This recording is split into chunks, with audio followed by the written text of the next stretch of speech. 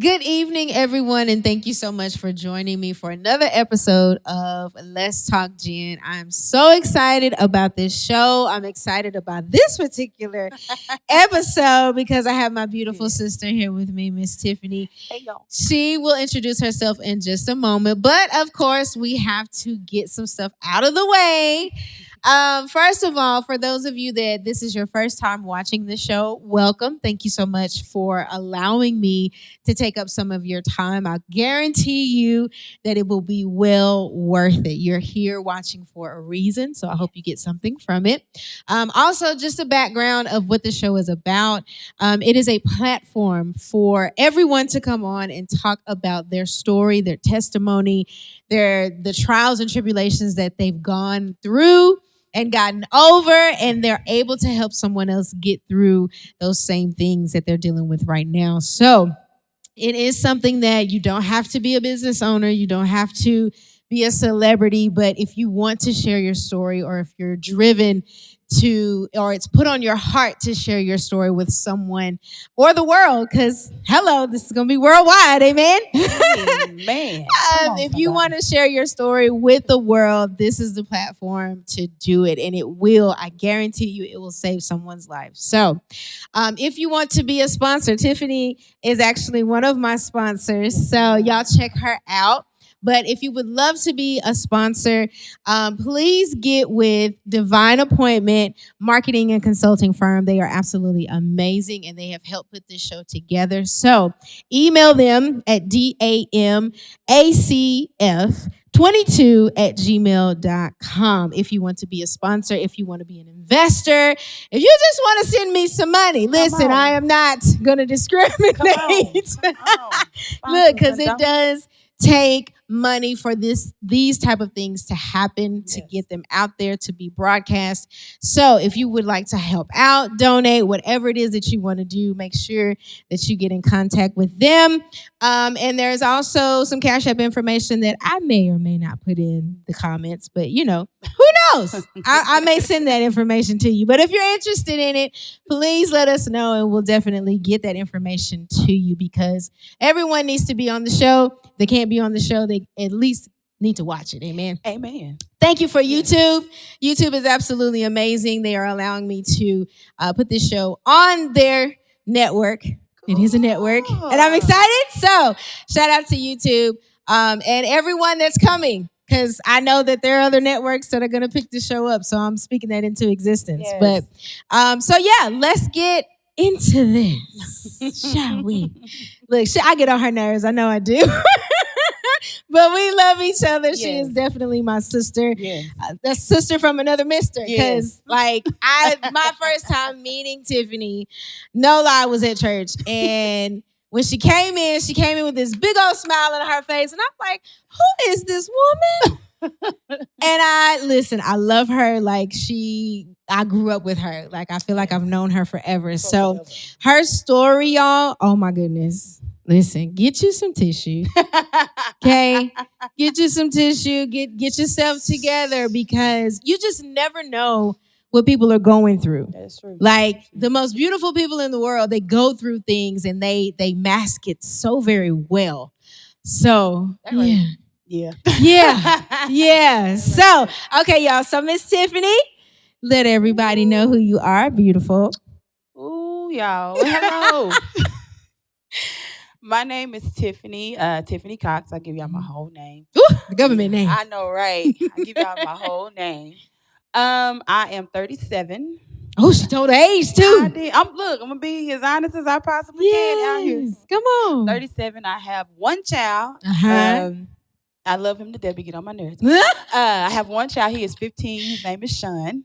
So that's that. I am the oldest of 5. Oh, wow. There are 4 girls and 1 boy. Yes. And I am the head beauty advisor at Walgreens. Mhm. And I just like New Year's, right at 12:01, somewhere in there, I just went ahead and released my business. Yeah! I know, right? Woo! So Yes. it's Creations by Tiff. And pretty much it's a lot of stuff in there. I'm not even gonna lie to y'all, which is why She's got a lot going on. Yeah, I do, y'all.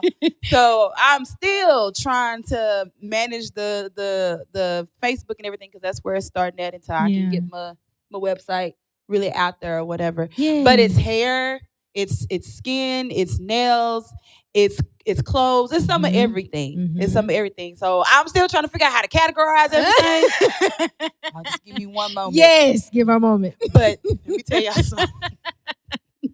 It was scary, but freeing to actually launch it. Yes.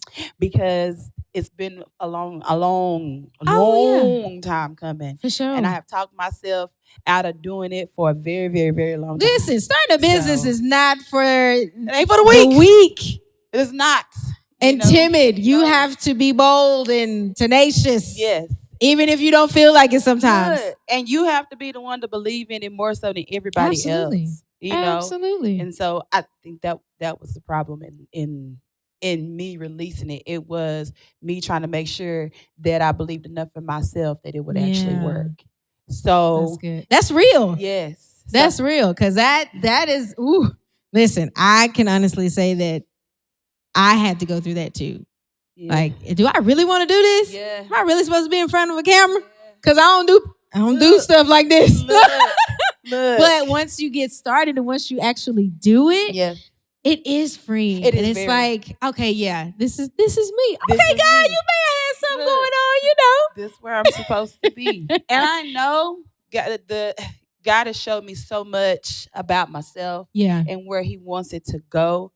Hair is like the beginning. It's almost like his word says your gifts will make room for you. Absolutely. So it's like you got to start with your gift in order to get some type of door open to make some type of room. Yeah. So it's not hair is not my end all be all, but it is the beginning for me. Right. So I can get to all these other different avenues that he got me wanting to touch on. Y'all, I got keys, y'all. Come on, she got the keys. She got the keys. She got the keys. Got keys. But so that that's me, and as far as work and family and my church. Yes. I love my church. Yes. Love my church. This right here. This is where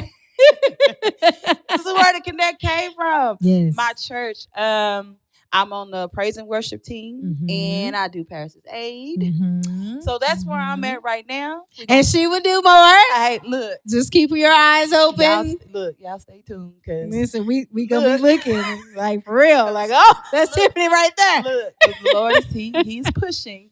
Yeah. And I'm not reluctant to it anymore. Yeah. So yesterday was. We're not going to even talk about that. Okay. But yeah, I am.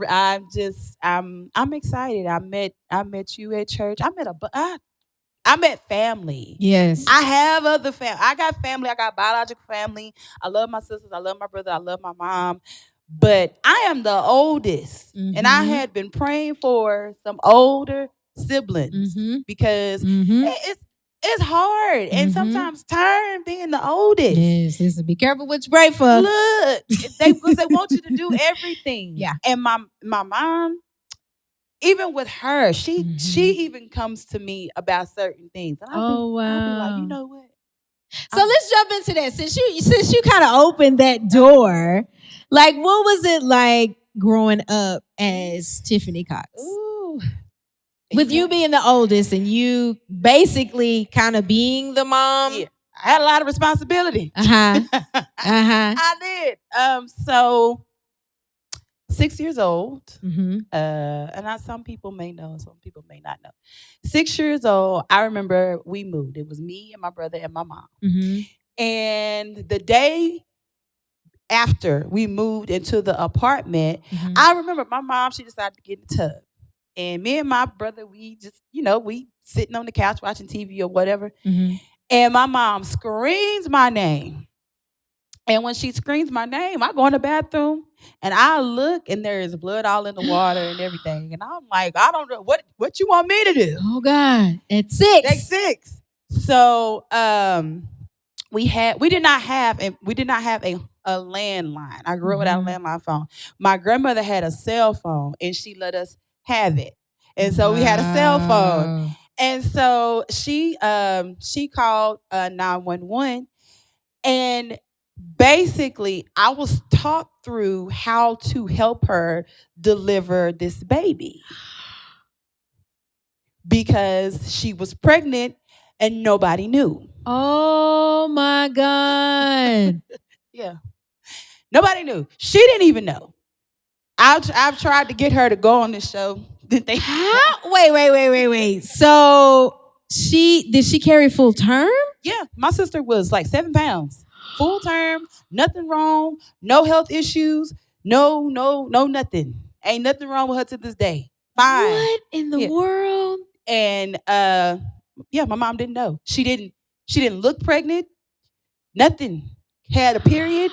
Everything. Oh my God.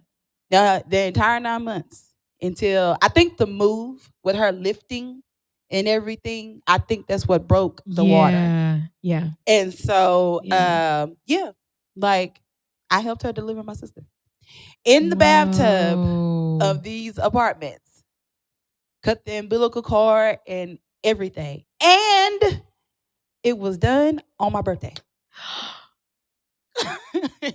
So me and her, we are 6 years apart, but she was born on my birthday. So what? Yeah, crazy. Like what? Wait. Okay, so I'm just like, so what was at 6 years old? Like, if you can remember, what was going on in your mind at that time? I was like, I didn't know what this was. I didn't know. So who talked you through it? Like, was it your grandmother or it was a lady at the hospital? Yeah, I'm on the phone because it was happening like in real time. No time to wait. No time to go to no hospital. No time to get. Like it was happening now. Like now. Oh.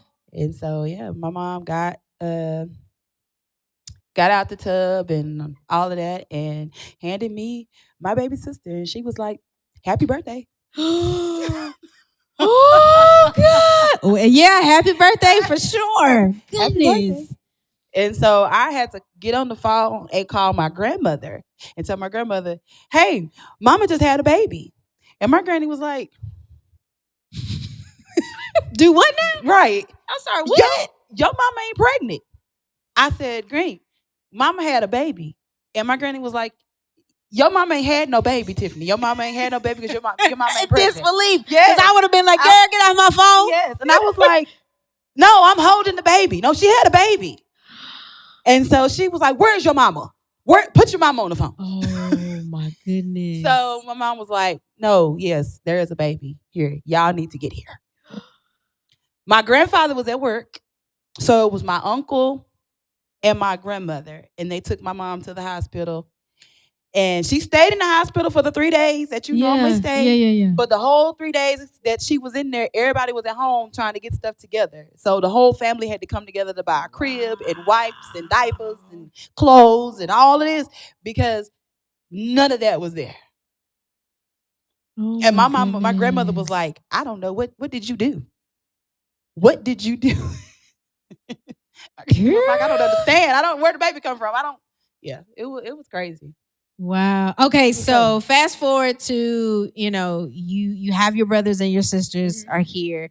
What was life like at that moment? At that moment, I pretty much was the go-to. My mama, she worked. That's what she did. She worked and she come home and she go to sleep. She didn't necessarily pay us a lot of attention. So I was the cooker, I was the cleaner, I was the hair comber, I was the clothes folder, washer. I was the get them up for school, put them down to go to bed. I was the pick the clothes out, iron the clothes, do your homework, check your homework, do my homework, excuse me, go to school. And I had extracurricular activities that I did. Yeah. And it was a lot. And my mother started to bring in, men and all of that, and that made it it made it worse. I'm not even gonna, like it did. It made it a lot worse because uh she was a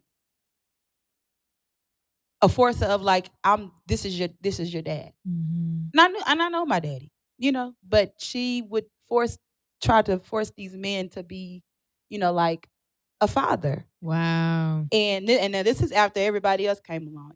So my sister's dad, when he came into the picture, I showed him how to do a lot of stuff when it came to babies and stuff because he didn't know anything about it. Right. But he became abusive in certain ways. He was verbally sometimes, and sometimes physically, and sometimes emotionally. Just the way he would talk to us and uh, chastise us for different things. It was a lot. And I remember my mom.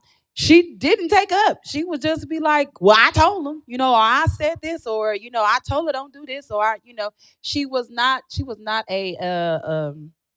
She didn't come save us at all from that. So I remember this one time I fell asleep in the car at an apartment when we all lived together, and she was still with him. And they didn't know I was in the car asleep. I was locked out of the house after getting off the bus. Yeah. And it was cold.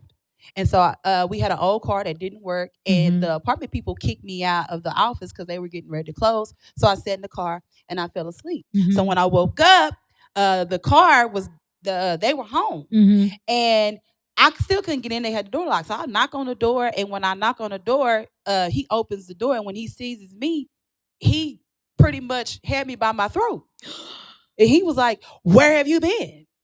And I can't talk because you got me by my throat and you got me up on this wall here, and I'm like, I don't know what you want me to say. And I was like, I was locked out. I said, I've been in the car all day. I've been in our car waiting for y'all to come home.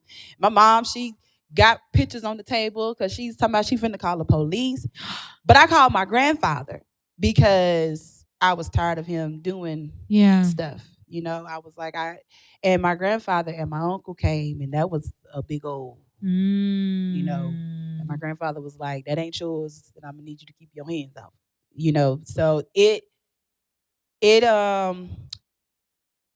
stopped right there as far as the physical. Yeah. But the emotional and the verbal, Yeah. he didn't know how to talk. Didn't know how to talk to us. And I remember him talking to my sisters. I can remember he threw a hammer.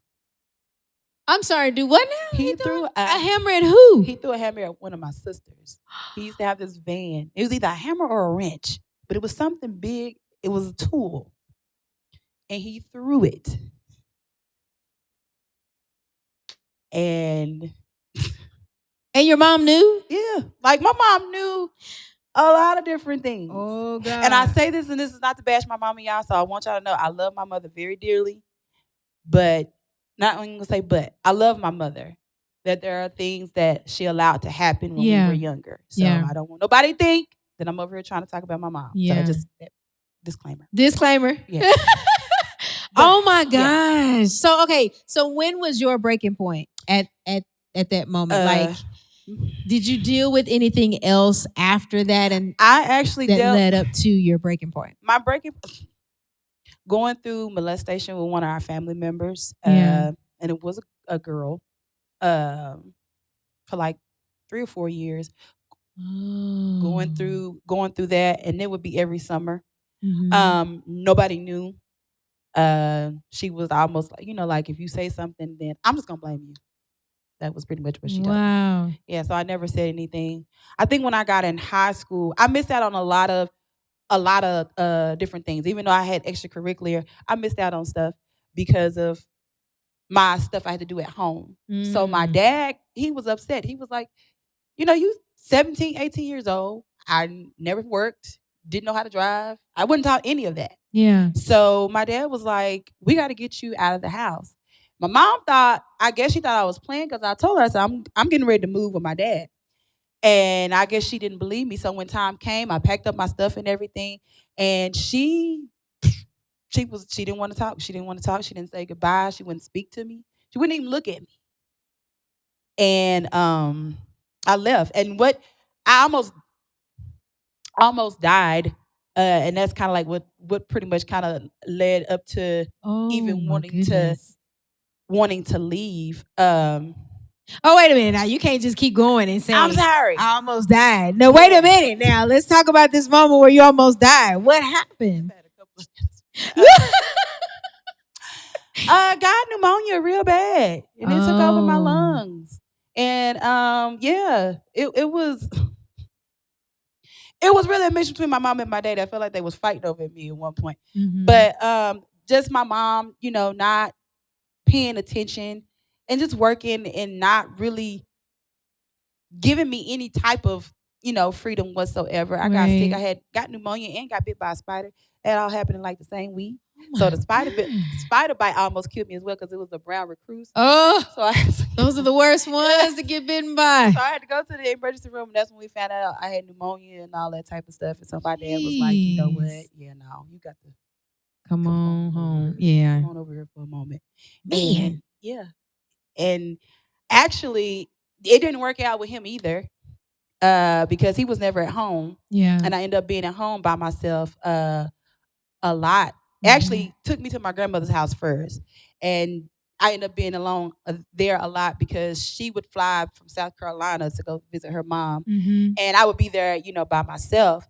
And that right there was crazy in itself because I had a boyfriend, but I ended up being raped by him. He came over one night and that whole situation happened or whatever, and I ain't never said anything. This is actually my first time saying something. Wow. But yeah, that happened, and he was really crazy. I ended up having to put a restraining order on him years later after I had Sean because he had found me and he had started stalking me. Yeah. So yeah, we had to do a whole restraining order with that. Wow. Now, okay, so you were 17, 18 at the time? I hadn't even graduated high school yet. So I was still in high school. Oh, my goodness. And it's crazy to me how, because, of course, you guys y'all know my story now, but it's like the ones that you trust and the ones that you halfway like and, you give them that side of you, it's like they take advantage of it. Mm-hmm. And it's like, why? Like, what did I do to you? What did I do to you? Yep. Oh, my goodness. I graduated high school and went out to college. Mm-hmm. And I'm not going to say the name because when I got there, something told me I wasn't going to be there long. And I told my mom, I was like, I ain't going to be here long. And she was like, why would you say that? And I was like, I'm just not. So I got there. I started dancing on the dance team because I did dance team in high school. Mm-hmm. So I went to college with it or whatever. And there was a certain sorority there, and they had it was kind of like little sisters. They had little sister sororities as well. Mm-hmm. And so they decided to come to me and ask me, would I be on their line? And I thought about it and I said, yeah. And it was cool at first. Mm-hmm. But after we crossed, is when things got crazy. Well, before that, I didn't know. The guy that they gave me for my tour or whatever, he was the RA of the boys' dorm. Okay. And he was showing me around or whatever, and that was a whole issue because I was sexually assaulted with him, and he lied on me and pretty much told everybody that it was me who was trying to mess with him and trying to get his dorm and all this and that, but it was actually him. So yeah, that happened, and I didn't know until I got to see the boys' side after we crossed that he actually was over the men that was on the line. So do you think it was like a setup? In my mind, when I think back on it, I think a lot of it was a setup. I think a lot of it was. Come to find out, the men that were on that line, that were been on the line before these guys or whatever, they were involved in sex trafficking. So when I joined this line, I got pulled into that. Wow. So oh my God. They would send, guys from all over, and we have these parties or whatever the case may be. Mm-hmm. And you get hooked up with this person, you get hooked up with that person or whatever. And I didn't know that they were getting money for this. So depending on what you look like and who you were would depend on how much you were worth to whatever guy. Oh my goodness. There was a guy that came in and he was African, and I got to the point to where it got really, really bad. Yeah. And I ended up with gonorrhea and chlamydia. Yeesh. And I didn't know, and I carried it for a very, very, very, very long time. Yeah, and if you don't treat that ASAP, it can mess up. Like you could die from it. And I almost did. It started to shut down my nervous system because it was eating at everything. It was eating at my fallopian tubes. It was eating at my uterus, and it started to shut me down. So we had finals, mm-hmm. and I passed out. I walk into my math class getting ready to take the final, and I drop on the ground. And when I wake up, I'm in the infirmary that they have on the school grounds, and they thought it was what they call it, your appendix. They thought my appendix had bust. So they called 911 because I'm in agony pain. And when I get to the hospital is when I find out that it was actually gonorrhea and chlamydia. But it was so bad that they would not let me go home. They kept me for 2 weeks. And they gave me the medicine through the IV because 2 weeks. Yeah. They kept me in the hospital for 2 weeks and ran that medicine through me. The doctor was like, yeah, giving you a pill is not gonna work. Like you've got to say. And then threw it out there like, oh yeah, and you ain't gonna have no kids either. Like this is pretty much, you're barren. You are. And this is the way he was telling me. He was like, yeah, you won't have no kids. He was like, it looks like you've carried it for a very long time. He was like, yeah. He was like, it's gone. And my grandmother, she was there, and I remember her, the wailing and the crying and the praying and everything that she was doing while she was there, because she knew something else was going on. Mm-hmm. But I was supposed to die. Like, for really. Jeez. I was like, I thought that was it for me. Yeah. And the funny thing is, all while I'm in the hospital and I'm going through that, I didn't know that the people who were doing the sex trafficking, they had a bounty on my head for $500,000 because this African man wanted me, and he wanted to take me back home. So they didn't know that you were at the. They didn't know where I was at. They were looking for me. And my grandmother, she went back home, and I remember she called my dad, and she said, you go get she never called me her granddaughter. She always called me her daughter. You go get my daughter. She said, because it's people that are looking for her. God had showed her what was going on.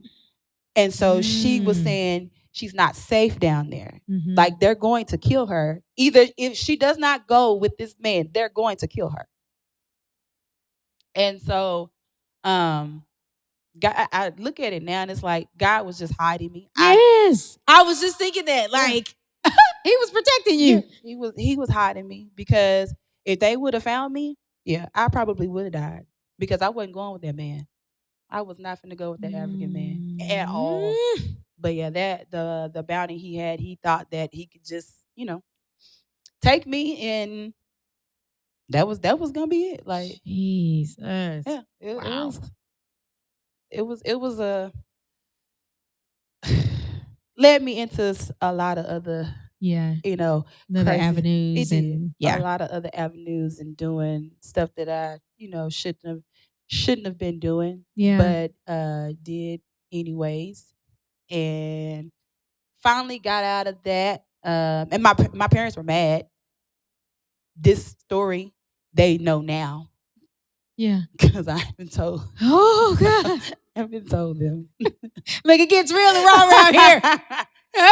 So don't come on this show and think that ain't nobody gonna find out about this. If you ready to tell your story, you got it. Because they didn't know that. Oh my goodness, Did not know that. So yeah. Oh, wow. Okay, so I think what we need to do is take a break. And we need to hear from our other sponsors that are taking care of this show. And I appreciate each and every one of y'all. So let's take a break real quick and we'll be right back.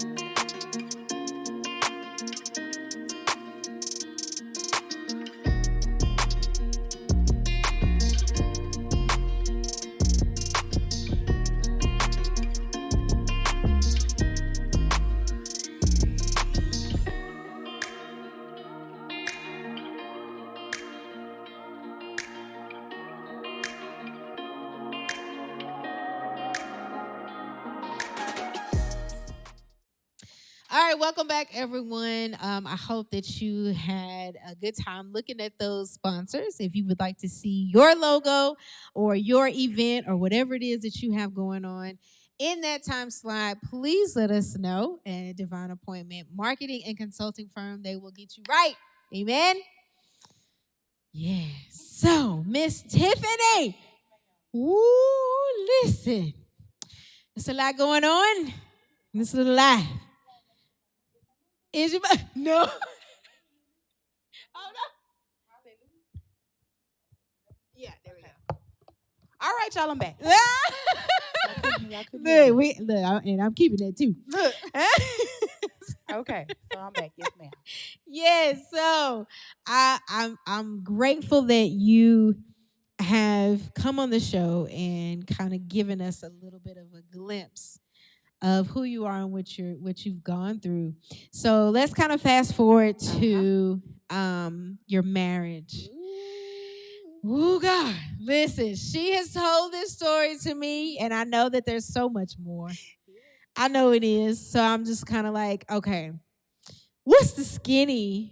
What's the skinny? That just sounded so old. What's the skinny? Yeah, that's what they used to say though. Look, I start there, and then up until you got to where you are now. Okay, so met a guy or whatever through a friend, and we hit it off. We became friends. We were friends before we started dating and all that other type of stuff or whatever. So it was going really good.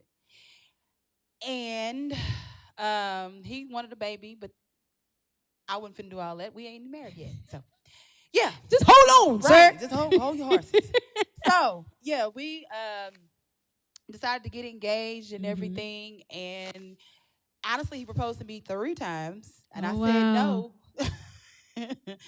All 3 times until he was actually together because he had some things that he needed to work out. Yeah. So right before I actually got married, I prayed and I was like, okay, God, this is this what I should be doing? And I felt like it was. We went and we looked at some venues and all this different stuff. And I was like, I just need some type of sign. Give me something.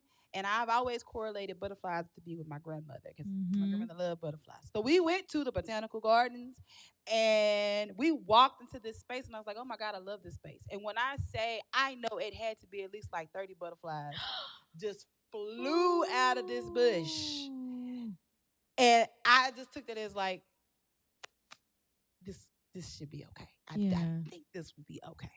So did the ceremony and everything. Fast forward to living together and all of that. I found out that he was bipolar schizophrenic. Oh, ooh-wee. How do you hide that? How long did y'all date? Like, I'm just kind of like, wait a minute. Like, he took meds.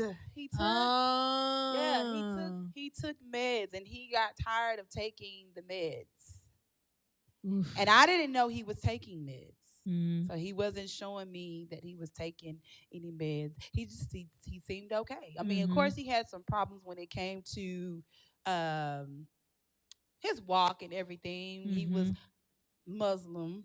He really wasn't. He was just mad at God, y'all. And was very anointed. I mean, just had a huge call on his life.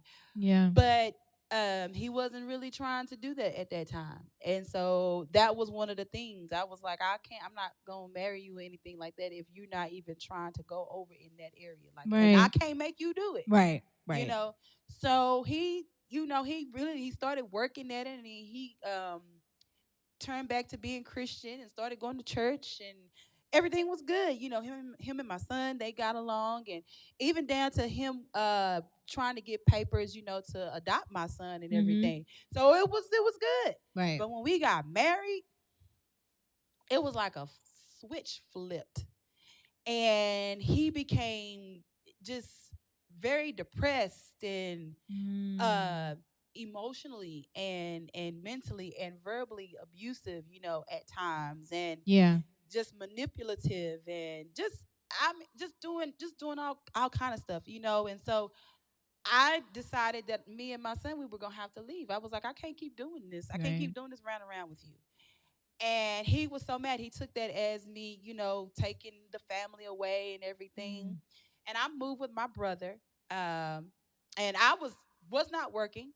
He talked me into not working. So I wasn't working at all. I was a full-time student. That was all I was doing. I was just going to school. Full-time student. So when I left him, I had to go and find a job, and I had to find a place to stay, and I was beating myself up because this is the first time that my son had his own space, because y'all, I had never lived by myself. Wow. Never. I had never lived by myself. Never had my own room, never had ventured off into any of that. So I went from never living by myself to living with him. So, and then my son, having his own little space. So when that happened, it my child was mad at me, and he wasn't understanding what was going on, and he began to come over to my brother's house. Him and my brother were very close, and that made it really, really hard for me. And one day he would tell me, I ain't gonna divorce you, I ain't doing nothing, I ain't doing none of that. And then the next day he would be like, well, you can go, I signed these papers and da da da da. It got to be just a lot. I was gonna say, it sounds like an emotional roller coaster. It really was. It got to be a lot, and I was still trying to go to school and working. Then I broke my foot, but yeah. So just going through all of that, and even having to hide my child from him because he was trying to take my child from me. So that I gave him some secrets, some stuff that I had went through. Yeah. And I didn't tell you this. Like, he took that and decided he wanted to try to go to the courts to try to make you seem like an unfit mother. And that had already been done to me before, with the video and all of that stuff. So it was crazy. And then he was telling people that I stole money from him and all of this and that. And so it got to the point to where I didn't feel like I didn't have anybody. I had my brother, but my brother was unstable, at the time. And my sisters, everybody's going through their own things. My mom is pushing me to be back with him. And I'm like, you don't even understand what is even going on over here. You ain't saying nothing. What is going on? And my dad is nowhere to be found. And so I just decided that I was going to up and move to Vegas. Listen, this move to Vegas, every time I hear this story, it's kind of like, how do you just up and move and go to Vegas? I did. From Texas, mind you. In a pandemic. Everything was shut down. Everything. Now, mind you, she does not have an SUV. She packed up everything she had. Check this out, y'all, in a Kia Soul. I did. I surely did. The hamster car. Okay? Listen, you got to share that story, because I still don't understand how you and your son got everything in that car and you just left and went to Vegas. I did. So stuff that I knew that I wasn't going to want or I wasn't going to take right then and there, I set it up to where I put it in storage. Mm-hmm. And I cleared out my mother's closet. Now get this. I'm doing this and my mother has no clue. I'm in her house and I'm packing my stuff up. And she has not paid attention to me, not one bit. And she's there? She was there. She wow. I was so adamant about getting into a storage because I only had one day left. I was like, I'll leave tomorrow. This stuff has to go into the storage. Yeah. I couldn't move the way I wanted to move because, again, like I said, I had broke my foot. So I was on a little scooter thing with a boot. A cast and all of that at one point. And I was like, God, I'm tired of being here. Mm-hmm. Ain't nobody paid attention to me. Nobody had called and checked on me. I had checked out. I had slipped into depression. I had thought about suicide. I was all over the place. I had to drop out of school, and that was something in itself because I was almost done. So having to do that and not having anybody to back you, I was like, if I get a chance to leave the state, I'm going to. So I was presented with an opportunity to move to Vegas. And I took it. I packed up everything that we had in that room, even the scooter, and with a broke foot. I was in a broke foot. I put my son in the car, I turned the GPS on, and we went to Vegas. I didn't tell anybody. Nobody knew I was gone. Wow. Nobody knew I had left. How did nobody know that you were gone? It shows you how much people actually paid attention to me then at that time. Wow. Oh my goodness. Nobody knew. This and they would have. Wow. Nobody knew I was gone. ABB. Find her now. And I got there. We got into the place and everything. We're moved in. Mm-hmm. I get a call that my dad had COVID and pneumonia at the same time. And I'm driving. I take that back. I got the call while I was driving. I'm driving through the hills or whatever, and I get that call, and he's like, "I heard that you moved." Now I think my brother, he knew I was leaving, but he didn't know exactly where I was going and if I was coming back. He didn't know anything. Gotcha. Like like that. And so when my dad called, my dad was like, "Are you gone? Like, are you in Texas?" Or I was like, "No, I'm not in Texas, and I'm not, and I don't plan on coming back either." I told him, I was like, "I'm not coming back there." I was like, y'all don't care. Y'all ain't paid attention. I said, I call, I check on y'all. I'm good out here. Yeah. I was like, out here is good. Out here is good for me. And my mom, she was mad. She was like, how do you leave in the middle of a pandemic and leave and go to a whole nother coast and don't tell nobody? And then she was like, she said, I never forget these words. She said, you left me. And I said, when did you ever, after I got married, it was like, when did you ever need me? You don't call, you don't check on me. Ooh, I'm through a whole divorce. And you are trying to push me back into being married to this man. And I'm telling you, like, what we're going through. And I'm telling you that I cannot keep doing this. I got a son. Yeah. And you're not even listening to me. I don't know if she was looking at like what she could get out of it or I don't want you to come back home. I don't know what it was. Right. But it was just, I just told her, I was like, you can be mad how you want to. I don't care. I told them all, I don't care. I do not care. I said, I don't care how mad y'all are. I don't care how y'all say y'all miss me. I don't care. I will not. The only way that I'll be coming back to Texas is if the Lord moves me back that way. I said, I don't care. And here she is. And he did. And he did. We praise him. Yeah, we do. But at that time, yeah, no. Wow. I wouldn't. No.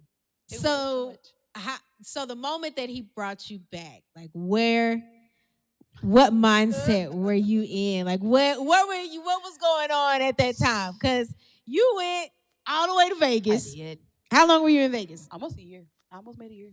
So you were in Vegas for about a year, and then that moment that you had that conversation with God, like what? What was that conversation? Because I wish I was a fly on the wall for that. I was mad. Because he's telling you to come back. Go on back, Tiff. I was mad. Go on back. I was like, I ain't going back there. And he was like, but you are. What he slap us around? You ain't gonna tell me what you ain't gonna do. I had sent my son up here for the summer because he wanted to be up here. He was not doing well in Vegas. He did not like it. So he just plumb out, just threw a fit, just would not do right. And so I sent him up here for the summertime. And when I came up here with him to drop him off. And then I got back on the plane and went back home. But when it was time for him to come back so that I could register him for school, my sister didn't send him back on the plane. She said, he don't want to go, so I ain't bringing him. Wow. And I was like, God, I had already heard then that I had to come back. And so I was like, God, you really going to make me go back here? And I was like, well, I'll just go back and get my son. But at that time, the money that I had was running out. So I had to choose. It was either stay in Vegas with the money that I had or go where my son was at. Yeah. And I'm not going to be without my child like that. So I was like, I had to go back to Texas. And I was pissed. I was mad. And I was staying with these people who they wasn't right. And God was trying to get me out, and I was trying to hold on to the friendship and the connection and stuff or whatever. But he was really trying to pull me away from them. And I was embarrassed because I didn't want to be back. So for Jesus, you gonna make me say this. Come on. Spirit. So October, I was actually permanently here. But nobody knew. Nobody knew. Nobody knew anything. The only person who knew was my sister, and that's because I ended up having to live with her. Right. So while I'm living there with her, everybody still thinks I'm in Vegas. I'm hiding out at my sister's house. She's the only one who knows that I'm here. None of my other siblings know I'm here. My mom don't know. They seen me for my grandfather's birthday, so they thought that I flew down here for his birthday party. Yeah. They didn't know that I had actually moved back. Yeah. So until like February, I think, or January, somewhere in there, that's when when I just kind of was like, yeah, I went ahead and I moved back. But I had been back. I was just I was pissed. I was mad. I didn't want to come back. And then I was like, oh, now I'm back and I don't got nowhere to stay. Really, God, this is what you gonna do? What are you trying to do to me? Break you all the way down. So I got connected to one of my sister's friends, and she started, feeding me the word, because also I was at another church, and I served there for like 6 years. And I found out that everything that they did their entire life, everything that I knew about them, was a lie. Wow. It was a total lie. The marriage, the sickness, the diseases, the family. Really? It was a lie. And the way I found out was through a iPad. She gave me her old iPad, and it had all these messages in it. Her pretending to, it was weird. Her mom was pretending to be her dad, and she was pretending, and the daughter was pretending to be the husband, and they would text back and forth to each other, and they had people thinking that she was married and that was her daddy.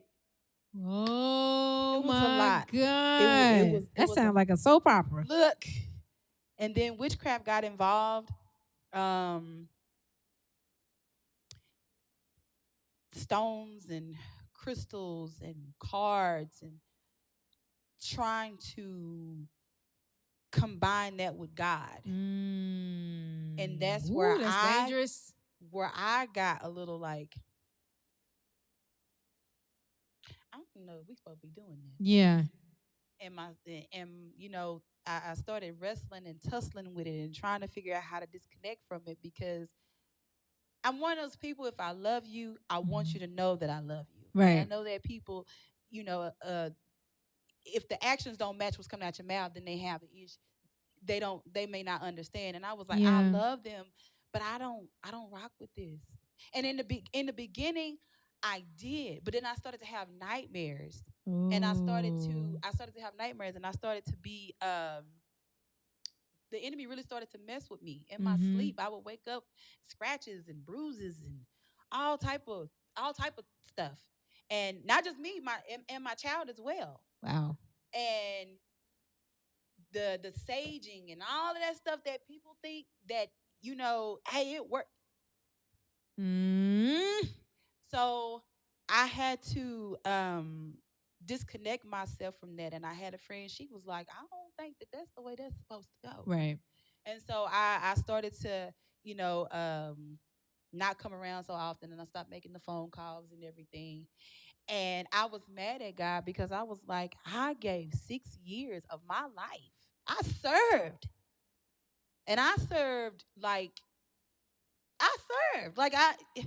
whatever it was that, God was saying, or whatever it was, it was almost like how we are, it's not that we're serving them per se, right, but it's the God. We respect the God in them. Right, right. And we reverence that. And that was the thing. It was like, I'm reverencing the God in you, and this is what you are doing.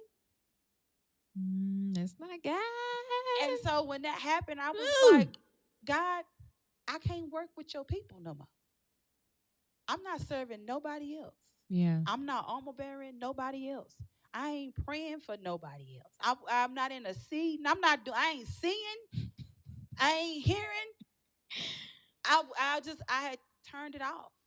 I turned it off. I was like, I'm not doing it. I said, because if this is what your people do to people who are seriously, I have a servant's heart. That's my heart. Right. And it's like, so when my friend came and she was like, yeah, you need to come to the church. I was like, girl, anybody going to no church? I'm not going to church. I'm not going to church. No. And she was like, no, you need to come. And I said, well, where is the church? She said, it's in Denton. I'm definitely not going to church. Because you were in Arlington or Fort Worth at the time, I was in Bedford at the time. Yeah. Yeah, I'm not going to church. In Denton? Girl, bye.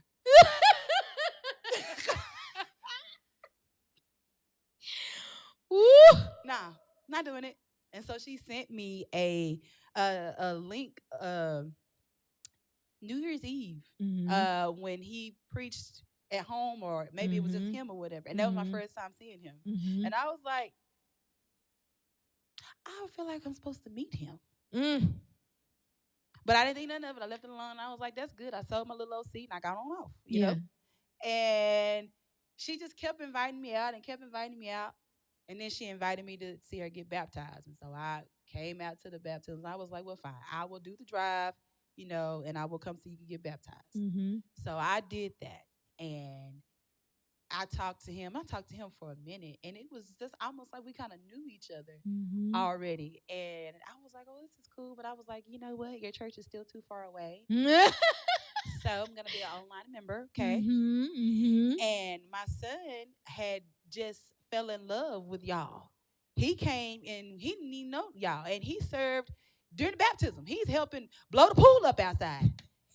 Bishop was like, who is this little boy that's telling me where the pool is at? My child has already became a member and didn't tell me. Woo, I love Sean. Listen, Carlos, look, he gonna be mad at me, but it's okay. So I'm like, where's my child at? And she was like, oh, well, he's outside helping blow the pool up for the. Why? You don't know these people. Get in here and come sit down. And so, I told him, I said, it was nice to meet all y'all. And I was like, but I'm probably not gonna come back out here. But I came out here a second time. And I just kept coming back. And she's stuck. And I'm stuck. It's up and it's stuck. It is up and it is stuck. Like, and it's a wonder how we can tell God what we ain't gonna do, but He'll be like, oh, okay, that's cute. Well, watch this, and slap you all in the face with what you said you wasn't gonna do. Because when I got here, like I was like, well, fine, God, I'm gonna come. I ain't gonna do nothing though. And it's one of the most loyal servants. It's funny. It is hilarious. But listen, I know that you have grown so much since you've been in Denton, and I know being in Denton was a rough road for you. Oh my God. It was a rough road for you. It was rough and it was uncomfortable. Yeah. We're not gonna go into it because I know it's that story right there. Just you being in Denton when you finally came to Denton. That was we may have to do a part 2. Yeah. But yeah. So I'm going to ask this question, this is the question that I ask everybody. Like, what from the time you were 6 up until today, what advice would you give to someone, a woman or a man, that is currently going through what you went through to get to where you are right now? Ooh. That is a good question. Good God Almighty. You were 6. Yes. I think that I would probably tell them, one, be careful of the counterfeits. Well, them counterfeits, boy, they. This, when she said, when you ask, give me the skinny, this is really the skinny. Because I have so much, but just to be careful of the counterfeits. And I'm not even talking about with me being grown. I'm even talking about the younger. Yeah. Even if you're young, just be careful of the counterfeits. 2, know that God loves you. And nothing, when I say nothing that you are doing, even if you don't want to do it, even if you don't understand it, nothing that you're doing it's really not in vain. Yeah. It's really not in vain. Even if I look back from when I was 6, and helping to raise my siblings, I use that now. So nothing that you're doing is in vain. Know that God loves you. Also, make sure to love yourself. Yes. That is very key. And when I say make sure you love yourself, I ain't saying like go get your nails done. I mean, yeah, you can go get your nails done. Go get your hair cut. But really, your mental. Like the enemy has played with my mind on so many different occasions for so many different years, and every person that I encounter, when it comes to, I guess, like healing them, it's always it's a mental thing. Yeah.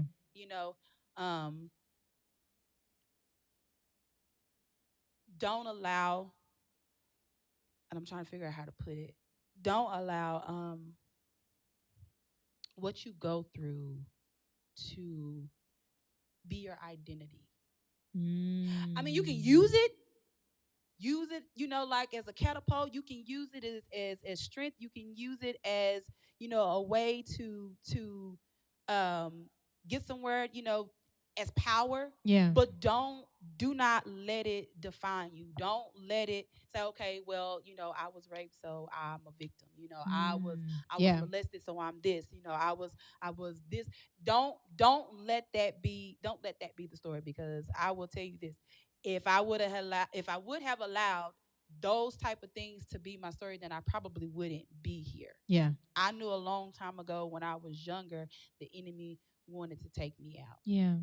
The way my mind works sometimes is I don't even be understanding sometimes, and I scare myself sometimes. So I know that was a way that he wanted to take me out. Don't don't let it become your identity. Just don't, and persevere.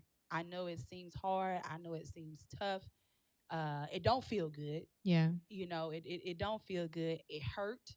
And sometimes some of them, those I don't want to say bruises, some of those scars, they stick, they stay.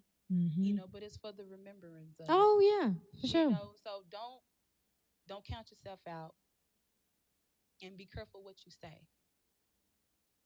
I have all of my life I have heard that I've always had a mouth, whether it been a smart mouth because I said something crazy, or whether I was mean or something like that. But I've always had a mouth, and I think just be careful what you let come out of it. Yeah. It can either curse you or it can bless you, That's real. and it's up to you to decide which one you want it to be. I will say this: um, past this past Sunday, I got to be freed from a lot of things that I came in covenant with because of my mouth. So please be careful what you say. Oh, that's real. So that's real. Woo! Listen, I hope that y'all have enjoyed this episode. I'm excited about Miss Tiffanie Cox and what she's walking into, because ultimately we are all walking with a purpose, into purpose. So I thank you for being with me. Thank you for having me. Yes. Listen, we're gonna have to do a part 2 because there's so much more.